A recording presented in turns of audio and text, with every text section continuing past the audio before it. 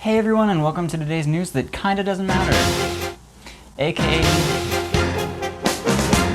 AKA me being sarcastic about a bunch of stuff that's gonna piss off some 14-year-olds. Yeah, I said it. Let's all get relaxed and loosen our ties. We're all friends here. Yeah, that's right. Let's get started. I'm about to be sarcastic. Farrah Abraham is back on Teen Mom. I've never seen the show, but apparently she was so crazy they kicked her off, AKA she was a bitch who was difficult to work with. For those of you unfamiliar, Farrah is an email spam folder that came to life one stormy night and then got semi-famous for getting knocked up as a teenager and made this train wreck of a music video.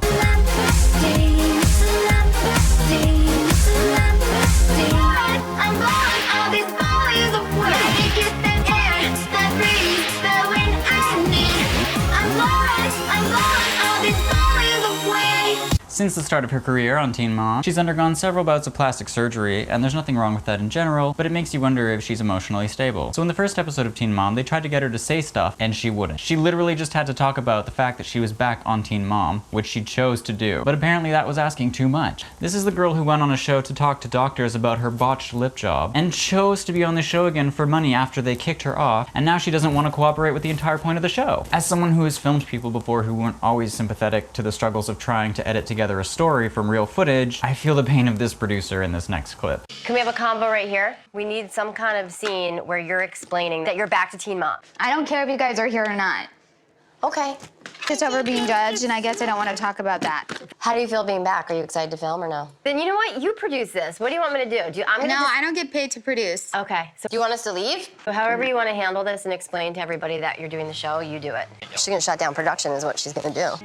I saw she was still happy, but then she's crying. You know it's bad when your daughter's more level-headed than you are, and it's worse when the producers have to break the fourth wall and include themselves in the show because otherwise they wouldn't have enough material to work with to make a story. This all reminds me of the last time I saw this much of a train wreck in one room when Lindsay Lohan was trying to prove she was a serious actress on the show that Oprah gave her that was about herself, where she, wait for it, never showed up to her own life. And it wasn't like she wasn't showing up for something that was actually hard, like the community service she was supposed to do. She wasn't showing up to her own life. She literally just had to exist and do things while people filmed her and gave her money, and she couldn't even do that. That's how unreliable she is. You know it's bad when Oprah has to sit you down and talk to you like you're a 6-year-old, because that's literally the dynamic that's happening here. People were actually rooting for her comeback. Heck, I wanted to see her make a comeback. Everybody loved Mean Girls. No one gets that many breaks. On the bright side, Farrah Abraham may be annoying, but at least she's replaced the living blow-up doll known as Courtney Stodden. I haven't heard from her since her stint on reality show Big Brother, after she had basketballs implanted in her chest.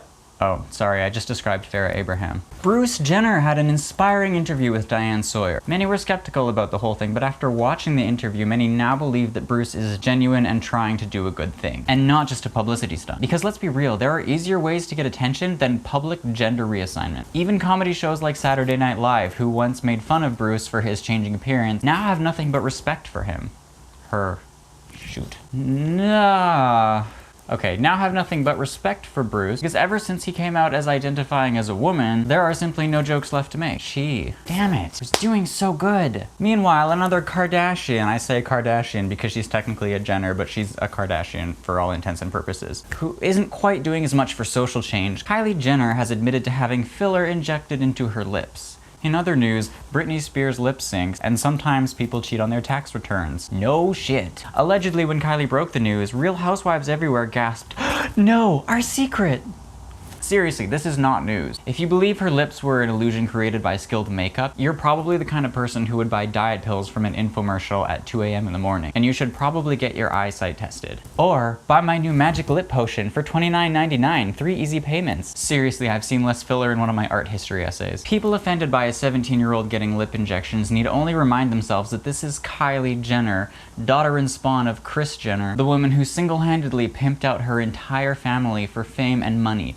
Lots and lots of money. I heard when Kris Jenner found out about the news, she was shocked but had trouble expressing her emotions due to all of the filler and Botox she had in her face.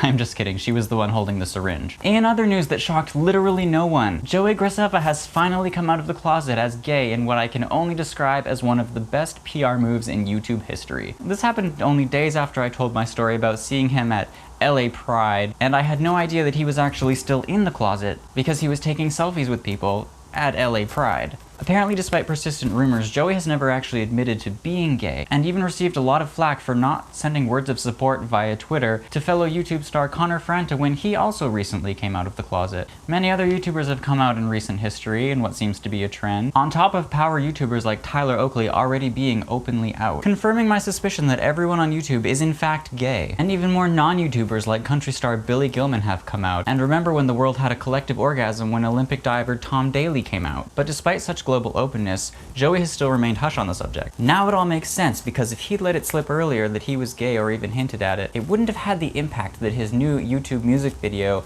Don't Wait, has had on audiences, as it's now garnered almost 3 million views in 4 days. By remaining quiet on the subject, he's taken a page out of the Kardashian book and kept the exclusive ripe for the moment. And while I'm sure it did take him many years to come to terms with it, someone on his team was definitely smart enough to tell him to keep quiet until this moment to make the most of it. And let's face it, girl wanted to come out in style. But not everyone was so happy. The news came as a terrible shock to pretend YouTube girlfriend Miranda Sings, who was ready to YouTube marry him. Our deepest condolences with Miranda at this time, as we predict a future of unsatisfying relationships with closeted gay men.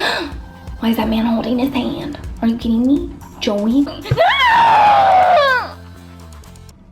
Tongue is for eating meat, not for eating boys. Either that or she can accept her new role as a fag hag. Everyone will love it. In other news that shouldn't be news is... In other news that shouldn't be news because people do it all the time, Louis Tomlinson and Zayn Malik of One Direction had a Twitter fight. Oh no. Whose side are you on? Don't answer, I don't care. The feud was seemingly started when Zayn left One Direction because he just couldn't handle the stress anymore. And now some guy he's making music with is being a dick to Louis on Twitter. On the plus side, One Direction has finally become interesting. After 4 years of releasing the same album 5 times in a row. I'm told it wasn't the same album, but I refuse to believe it. And that's it for today's news that kinda doesn't matter.